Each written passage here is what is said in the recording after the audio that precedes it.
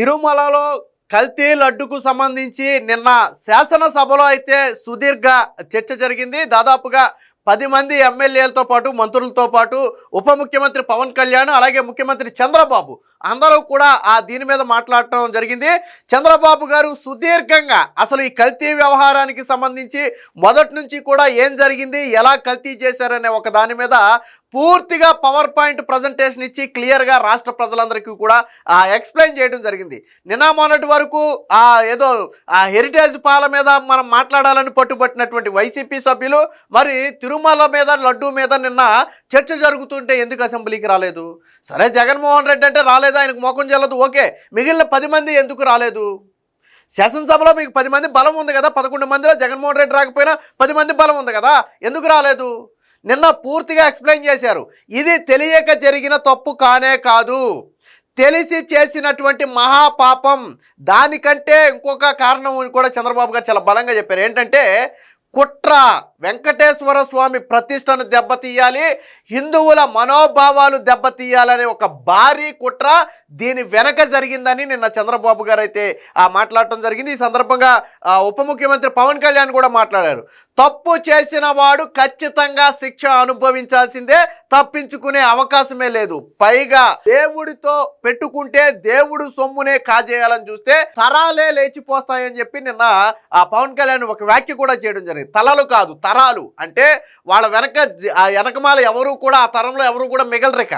So నిన్న పవన్ కళ్యాణ్ వ్యాఖ్య చేయడంతో ఒక్కసారిగా అసెంబ్లీ కూడా నివ్వెరపోయింది. ఎందుకంటే నిజంగానే వెంకటేశ్వర స్వామితో పెట్టుకుంటే జరిగేది ఏంటనేది అందరికీ తెలుసు. మళ్ళీ దీని గురించి మనం సాగదీస్తే మళ్ళీ వైసీపీ వాళ్ళు ఏడుస్తారు. కానీ కుట్ర, మహాకుట్ర. ఇప్పుడు తెలియక జరిగిన పాపం ఏంటంటే, ఫర్ ఎగ్జాంపుల్ నేను ఒక వ్యక్తికి నెయ్యి కాంట్రాక్ట్ ఇచ్చా, సరే ఆడిచ్చేది మంచి నెయ్యి అని నేను నమ్మి దేవుడికి పెడుతున్నాను అనుకుందాం.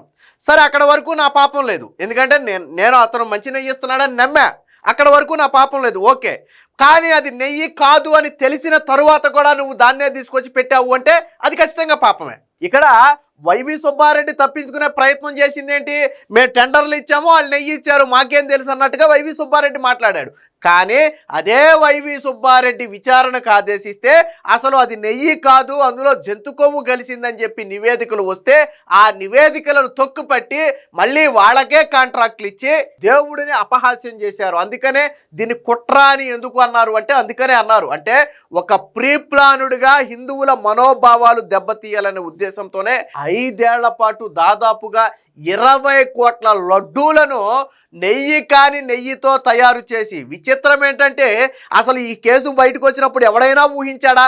ఒక్క పాల చుక్క లేకుండా కెమికల్స్తో తయారు చేసి ఉంటారని ఎవరైనా ఊహించామా? మనం ఎవరైనా ఊహించామా?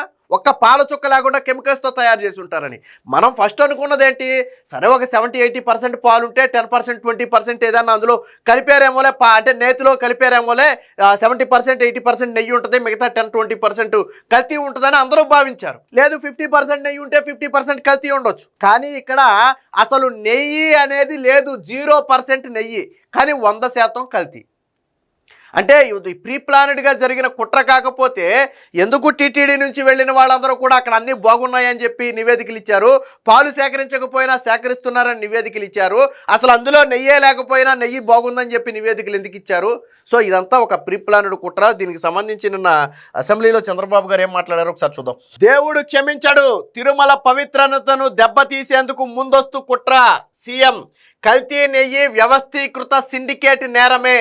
చొక్క పాలు సేకరించని సంస్థలకు నెయ్యి టెండర్లు, రసాయనాలు ఇతర పదార్థాలతో తయారీ, జంతు కొవ్వు కలిసిందని ఎన్డీడీబీ నివేదిక. దాని ఆధారంగానే నేను పవన్ మాట్లాడాం. సో ఇందులో చంద్రబాబు నాయుడు ఎందుకు మాట్లాడారు, పవన్ కళ్యాణ్ ఎందుకు మాట్లాడారని చాలామంది అడుగుతున్నారు. వాళ్ళేమి వాళ్ళకు తోచిందో కల్లో వచ్చిందో చెప్పలా. అప్పటికే వచ్చిన ఎన్డీడీబీ నివేదిక, నేను గతంలో ఎస్ వాల్యూలు అని చెప్పి ఒక వీడియో కూడా చేశాను. నేతి స్వచ్ఛమైందా కాదా అనేది ఎస్ వాల్యూలో కొలుస్తారు. సో నిజమైన నెయ్యికి ఎస్ వాల్యూ ఎంత ఉంటుంది, అందులో కల్తీ జరిగితే ఎంత ఉంటుంది అనేది నేను ఒక వీడియో కూడా చేశాను. మీరు కావాలంటే వెనక్కి వెళ్ళి చూడండి, అందులో ఉంటుంది. సో దాని ఆధారంగా అంటే ఎన్డీడీబీ నివేదిక చెప్పింది అందులో ఫిష్ ఆయిల్ కలిసిన అవకాశం ఉంది, అలాగే జంతు కొవ్వు కలిసినట్టుగా ఆ ఎస్ వాల్యూలో మార్పులు జరిగాయని చెప్పి ఎన్డీడీబీ నివేదిక చెబితే ఆ నివేదిక ఆధారంగానే పవన్ కళ్యాణ్ చంద్రబాబు గారు మాట్లాడారు. అంటే వాళ్ళు మాట్లాడటానికి అత్యంత క్రెడిబిలిటీ ఉన్నటువంటి NDDB national dairy development board నివేదిక ఉంది. ఆ నివేదిక ఆధారంగానే మాట్లాడారు. నేను అదే చెప్పింది వాళ్ళు కూడా. 2022లోనే కల్తీ వెలుగులోకి CFTRI నివేదికను తొక్కిపెట్టిన సుబ్బారెడ్డి. నేను అదే చెప్పా, తెలియక జరిగినప్పుడు సరే నేను నమ్మి ఇచ్చాను, నాకు తెలియదంటే దేవుడు కూడా నేను క్షమిస్తాడు. ఎందుకంటే ఆ పాపంలో నీకు భాగం లేదు కాబట్టి, నువ్వు తెలియక చేసిన పాపం కాబట్టి నిన్ను దేవుడు క్షమిస్తాడు. కానీ 2022లోనే కల్తీ జరిగిందని తెలిస్తే ఆ CFTRI నివేదికను తొక్కిపెట్టిన సుబ్బారెడ్డి ఎందుకు తొక్కిపెట్టాడు? మళ్ళీ వాళ్ళకే కాంట్రాక్ట్లు ఎందుకు ఇచ్చాడు అంటే లంచాల కోసం ఇచ్చాడు. సో ఇక్కడ దొరికిపోయావు. నువ్వు ఇంతకు ముందు తప్పించుకోవచ్చు, కానీ నువ్వు ఈ నివేదికను తొక్కిపెట్టినప్పుడే దొరికిపోయావు. వాస్తవానికి ఆ నివేదికను నువ్వు ఆ రోజు బయట పెట్టాలి. ఆ రోజు ఆ సంస్థల మీద క్రిమినల్ చర్యలు తీసుకోవాలి. ఆ రోజే ప్రజలకు జరిగిన తప్పు గురించి చెప్పి లెంపలేసుకోవాలి. కానీ ఇవన్నీ చేయకుండా దాచిపెట్టడంతో అసలు బండారం బయటకు వచ్చింది. సో వైఎస్ నాటి నుంచే తిరుమలలో అపచారాలు, శ్రీవారికి ఉన్నది 2 కొండలేనంటూ 2005 సెప్టెంబర్ 16న జీవో నెంబర్ 338 జారీ. నాడు నేను రద్దు చేయాలన్నది ఆ 338 జీవోనే. కానీ జగన్ అబద్ధాలు చెబుతున్నాడు. ఆయన హయాంలో ప్రణాళికల ప్రకారమే ఆలయాలపై దాడి, విగ్రహాల ధ్వంసం, పాపాలు దాచేందుకే హెరిటేజ్పై దుష్ప్రచారం, అసెంబ్లీలో సీఎం చంద్రబాబు ధ్వజమని. వాస్తవానికి 2005 సెప్టెంబర్ 16న నాడు సీఎంగా ఉన్నటువంటి వైఎస్ఆర్ ఒక జీవో విడుదల చేశాడు. ఏంటా జీవో అంటే 338 జీవో. ఏంటా జీవో 338 జీవో అంటే తిరుమల 7 కొండలు కాదు 2 కొండలే. దీనికి మనం యూట్యూబ్లోకి వెళ్తే కొన్ని హిస్టరీలు కూడా ఉన్నాయి. అప్పట్లో 7 కొండలంటే అన్యమత ప్రచారానికి ఇబ్బంది అవుతుంది, కొన్ని చర్చలు కట్టుకోవాలంటే ఇబ్బంది అవుతుంది, అలా కట్టుకోవడం కుదరదని వ్యతిరేకిస్తున్నారనే ఉద్దేశంతోనే ఆ వెంకటేశ్వర స్వామిది 7 కొండలు కాదు 2 కొండలే, మిగతా వాటి మీద ఎలాంటి ఆయన కార్యక్రమాలైనా చేసుకోవచ్చు అనే ఒక ఉద్దేశంతోనే ఆయన ఈ జీవో ఇచ్చారు. బట్ ఇది హిందువుల నుంచి ఆ రోజు చంద్రబాబు గారి నుంచి తీవ్ర వ్యతిరేకత వ్యక్తమైంది. మీకు గతంలో అసెంబ్లీ స్పీచ్లు కూడా చంద్రబాబు గారి గతంలో ఉన్నాయి. ఎవరైనా సరే వెంకటేశ్వర స్వామితో పెట్టుకుంటే వాళ్ళకి రోజులు మూడినట్టే, దయచేసి దేవుడి జోలికి రావద్దని ఆ రోజు గతంలో గత 15 ఏళ్ల క్రితం నేను చెప్పేది. అప్పట్లోనే చంద్రబాబు గారు హెచ్చరించినటువంటి పరిస్థితి మీరు పాత వీడియోలు యూట్యూబ్లోకి వెళ్ళి చూస్తే ఉంటాయి. ఆయన ఇంకో మాట కూడా చెప్పాడు, దేవుడితో రాజకీయం చేసే వాళ్ళ గురించి నేను మాట్లాడుతున్నాను. మీరు రాజకీయం చేసి ఉండకపోతే, దేవుడికి మీరు నష్టం చేయాలని చూసి ఉండకపోతే మీరు బాధపడక్కర్లా, కానీ మీరు చేస్తుంటే మీరు ఖచ్చితంగా బాధపడాలి అని చెప్పి ఆ రోజే చంద్రబాబు గారు చెప్పారు. ఆ తరువాతే ఆ జీవోని వెనక్కి తీసుకుంది. చంద్రబాబు గారు మొన్న వీడియోలో మాట్లాడారు అని చెబుతున్నది కూడా ఈ 338 జీవోకి సంబంధించే. సో దీనికి సంబంధించి నిన్న చంద్రబాబు గారు చూడండి, తిరుమలకు వెళ్ళి అన్యమతస్తులు శ్రీవారిపై విశ్వాసం ఉందని డిక్లరేషన్ ఇవ్వాలి, కానీ జగన్ తిరుమల వెళ్ళినప్పుడు డిక్లరేషన్ పై ఎందుకు సంతకం చేయలేదు, డిక్లరేషన్ క్యాన్సిల్ అని నమోదు చేసి దౌర్జన్యంగా వెళ్ళారు, అధికారం ఉందని అహంభావంతో ప్రవర్తించారు. వాస్తవానికి జగన్మోహన్ రెడ్డి అనే వ్యక్తి డిక్లరేషన్ మీద సంతకం చేయడం వల్ల వచ్చిన నష్టమేమి లేదు. గతంలో అబ్దుల్ కలాం లాంటి వాళ్ళే డిక్లరేషన్ మీద సంతకం చేసినటువంటి పరిస్థితి. సోనియా గాంధీ లాంటి వాళ్ళే, రాహుల్ గాంధీ లాంటి వాళ్ళే డిక్లరేషన్ మీద సంతకం చేసి వెళ్ళినటువంటి పరిస్థితి. సో అదేమి తప్పు కాదు.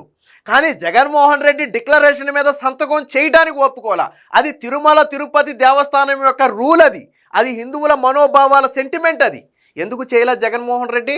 పైగా గతంలో తిరుమలకు చెప్పులు వేసుకుని వెళ్ళాడు. జగన్మోహన్ రెడ్డి ఎంపీగా ఉన్న సమయంలో తిరుమలకు చెప్పులు వేసుకుని వెళితే అది పెద్ద రాద్ధాంతమైంది. క్యూ లైన్లోకి వెళ్ళిన తర్వాత జగన్మోహన్ రెడ్డి చెప్పులు విడిచాడు. సో ఇది కూడా ఒక రాద్ధాంతమైంది. అంటే వీళ్ళకి ఎక్కడా కూడా హిందూ విశ్వాసాల మీద ఎక్కడా కూడా వీళ్ళకి భక్తిభావం ఏమీ లేదు. సాధారణంగా మన మతాన్ని గౌరవించుకోవాలి, అలాగే పక్క మతాలను కూడా మనం గౌరవించాలి. కానీ జగన్మోహన్ రెడ్డిలో అది ఎక్కడా కనపడలేదు. కల్తీ జరిగిందని టీటీడీ చైర్మన్గా పనిచేసిన వారే అంగీకరించారు. కానీ జగన్ ఆయన వెనకేసుకు రావటం ఏమిటి, ఏమీ జరగలేదంటూ రివర్స్లో మేము క్షమాపణ చెప్పాలంటూ ఏంటని చెప్పి వైవి సుబ్బారెడ్డి జరిగిందని ఒప్పుకున్న వీడియోని, అలాగే జగన్మోహన్ రెడ్డి సుబ్బారెడ్డిని వెనకేసుకొస్తున్నటువంటి వీడియోని రెండింటిని కూడా అసెంబ్లీలో ప్లే చేసి అయితే చూపించాడు. దేవదేవుడైన శ్రీ వెంకటేశ్వర రెడ్డి పవిత్రతను, సనాతన ధర్మాన్ని దెబ్బతీసేందుకు ముందస్తు కుట్ర జరిగిందని ముఖ్యమంత్రి చంద్రబాబు అన్నారు. ఈ దశగా ఓ వ్యవస్థీకృత సిండికేట్ దారుణ నేరాలకు పాల్పడిందని, ఇందులో లడ్డూ ప్రసాదాన్ని కల్తీ చేయటం ఒకటని చెప్పారు. ఒకవైపు కల్తీ నెయ్యి సరఫరా, మరోవైపు అన్యమత ప్రచారం, ఇంకోవైపు హిందూ మతంపై దాడి చేయడం ద్వారా వ్యవస్థీకృత నేరాలకు పాల్పడిన వ్యక్తులను దేవదేవుడు క్షమించడన్నారు. కల్తీ నెయ్యి వ్యవహారంలో సిబిఐ నేతృత్వంలోని సిట్ విచారణలో అనేక దారుణాలు వెలుగులోకి వచ్చిన తప్పుడు పనులు చేసిన వ్యక్తులు ఇంకా బొకాయించే ప్రయత్నం చేస్తున్నారని చెప్పి ఆయన చెప్పడం జరిగింది. సో దాన్ని దారి మళ్లించడం కోసం హెరిటేజ్ ప్రత్యక్షంగా కానీ పరోక్షంగా కానీ ఇప్పటి వరకు ఏ దేవస్థానానికి నెయ్యి సరఫరా చేయలేదు. ఏ ప్రభుత్వ టెండర్లో కూడా హెరిటేజ్ పాల్గొనలేదు. ఇప్పుడు కాదు, గత 40 ఏళ్ల చంద్రబాబు గారి రాజకీయ జీవితంలో 4 సార్లు ఆయన సీఎంగా ఉన్నా ఎప్పుడూ కూడా సరఫరా చేయలేదు, పాల్గొనలేదు. సో కావాలంటే ఎక్కడ ప్రమాణం కావాలంటే అక్కడ మేము ప్రమాణం చేయడానికి సిద్ధమని చెప్పి ఆల్రెడీ ఇప్పటికే సవాల్ కూడా చేశారు. నేను చంద్రబాబు గారు చెప్పింది కూడా అదే. తప్పించుకోవడం కోసం, అంటే ఈ నెయ్యి ఇష్యూని డైవర్ట్ చేయడం కోసం హెరిటేజ్ ఇందాపూర్ అంటూ ఒక కొత్త దాన్ని తెర మీదకి తీసుకొచ్చారు. వాస్తవానికి అది ఇంకా పెద్ద స్టోరీ, దాని మీద కూడా వీడియో చేయాలి. శిక్ష పడాల్సిందే, పాలు లేకుండా నెయ్యి చేసిన ఘనత వైసీపీదే, కెమికల్ నెయ్యి పాపం టీటీడీ పాలక మండలిదే, వారిని వెనకేసుకొస్తున్న నాటి ముఖ్య నేత కూడా బాధ్యుడే. ముఖ్య నేత అంటే జగన్మోహన్ రెడ్డి. సో నివేదిక కొవ్వు కలిసిందంటే సిట్టు పాలే లేవంది. ఇస్లాం క్రైస్తవ మతాల్లో ఇలా జరిగితే దేశం గగ్గోలు పెట్టేది. దేవుడి డబ్బు దోచుకున్న వారు వారి తరాలు లేచిపోతాయి. దోషులను కూటమి ప్రభుత్వం శిక్షిస్తుందని చెప్పి, అంటే ఎట్టి పరిస్థితుల్లో జగన్మోహన్ రెడ్డి తలకిందులుగా తపస్సు చేసినా సరే ఈ కల్తీ వ్యవహారంలో ఎవరిని కూడా వదిలిపెట్టం. మేము శిక్షించడం సంగతి అటుంచి దేవుడితో పెట్టుకుంటే మీ తరాలే లేచిపోతాయి అనే ఒక వార్నింగ్ కూడా నిన్న పవన్ కళ్యాణ్ శాసనసభ సాక్షిగా ఇవ్వడం జరిగింది. వాస్తవానికి నిన్న దమ్ముగా వైసీపీ నేతలు వచ్చి ఈ చర్చలో పాల్గొని వాళ్ళు కూడా మాట్లాడాలి. అవసరమైతే వాళ్ళు రారు, ఎందుకనంటే వాళ్ళ దగ్గర సమాధానం ఉండదు. సరే, జంతు కొవ్వు అనేది కాసేపు పక్కన పెడదాం, ఆ టాపిక్ ఉందా లేదా అనేది కాసేపు పక్కన పెడితే, నెయ్యి అయితే లేదు కదా అందులో, 100% కెమికల్సే కదా అందులో ఉంది. ఇదే విషయాన్ని నిన్న మన బోమాన కరుణాకర్ రెడ్డి ఒప్పుకున్నాడు.